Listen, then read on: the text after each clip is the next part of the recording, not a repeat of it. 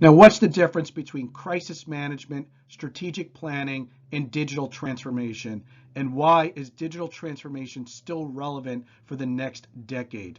Hi, I'm Isaac Sacolick. I'm the author of Digital Trailblazer. Welcome to the last part of the author interview series. I hope you have watched my previous episodes. We've done one recording or sometimes two for every single chapter in the book to give you a little bit more sense of what I was thinking as I was writing the book. In this chapter, I really answer that question and provide examples of how to handle detractors and really grow your organization who is ready to absorb change and drive transformation. I hope you enjoy this last part of the author interview series. Hi, everyone, and welcome back to the Digital Trailblazer author interview series.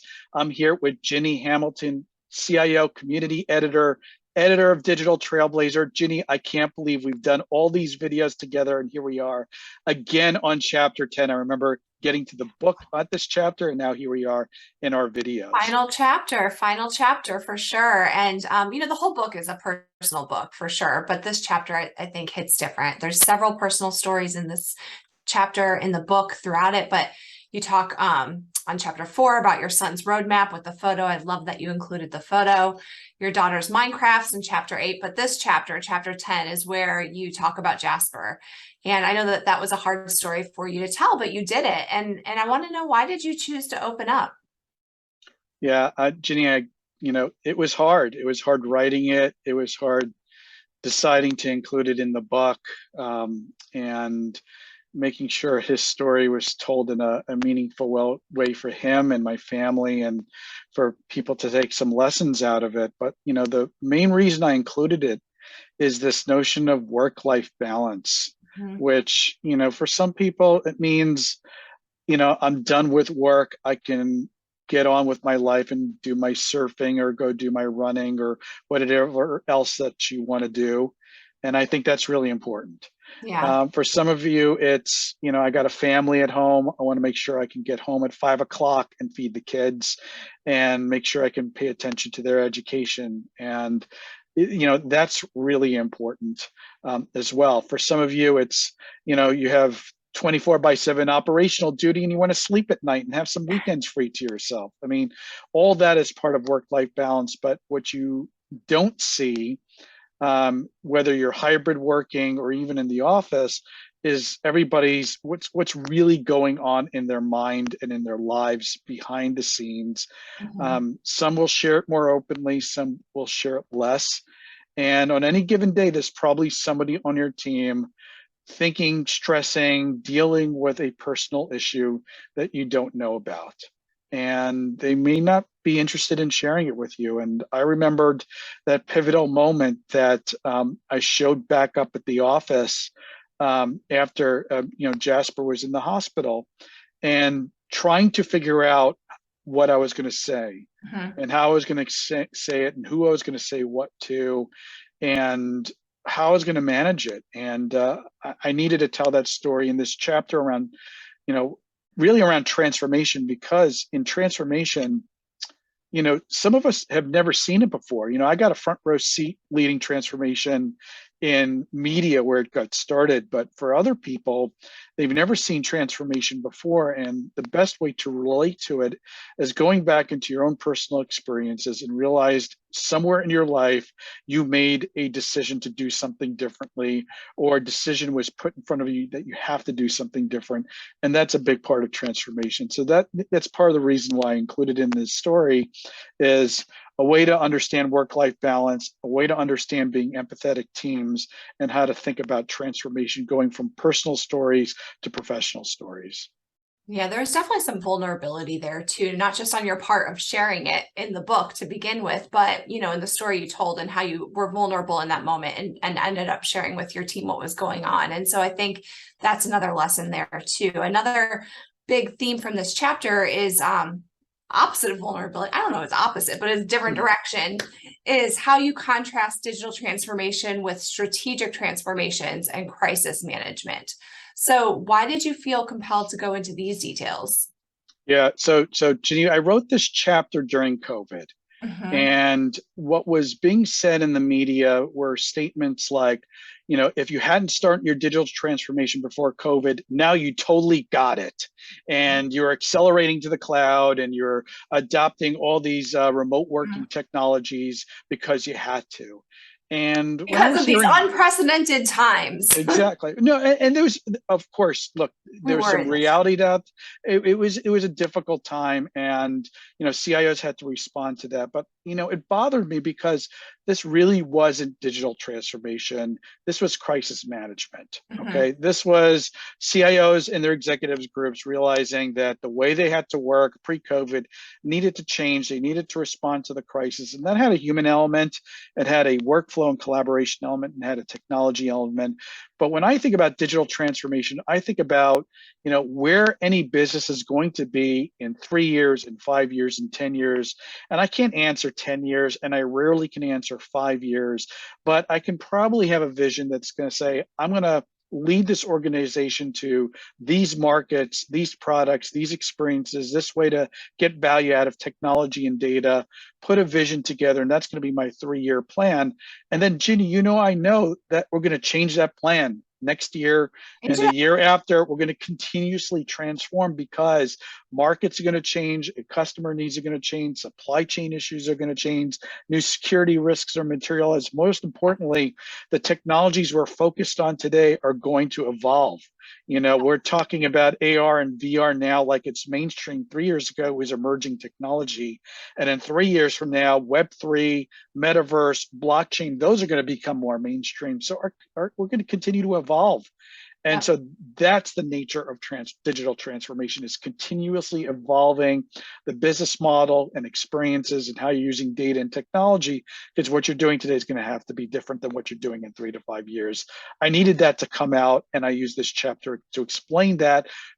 Contrast digital transformation from crisis management, and also you'll read it in the book, to contrast that from what we used to call and continue to call strategic management. Yep, totally. And, speaking of evolutions and change, Digital Trailblazer is just the start of a brand new brand and business for you.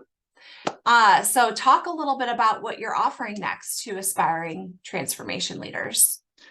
Yeah, Ginny, chapter 10 also tells my story of having to pivot the StarCIO business because of COVID. By the way, I loved that you were so open and candid about that. Like, it truly demonstrated to readers like how you had to do it. And I think it certainly gives more credibility to everything that you were saying. But from a storytelling perspective, I really loved how you included that. Keep going. Yeah, no, I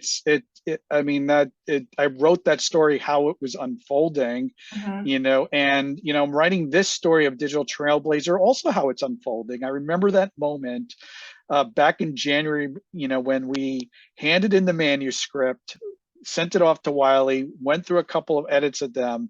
And anybody who wants to know about writing a book, then you go into this sort of quiet period. You get some, you start working on the cover, and then you start working on some marketing around it. But we were in this quiet period, and we were reflecting on the book, its contents, the 50 lessons, all the stories we told in it, and this title that we came up with, which was like, that's a story in itself, right? Just going through the 50 or so versions. But we landed on this notion of Digital Trailblazer. And I was thinking about, what does this actually mean? And what is this book going to mean to people?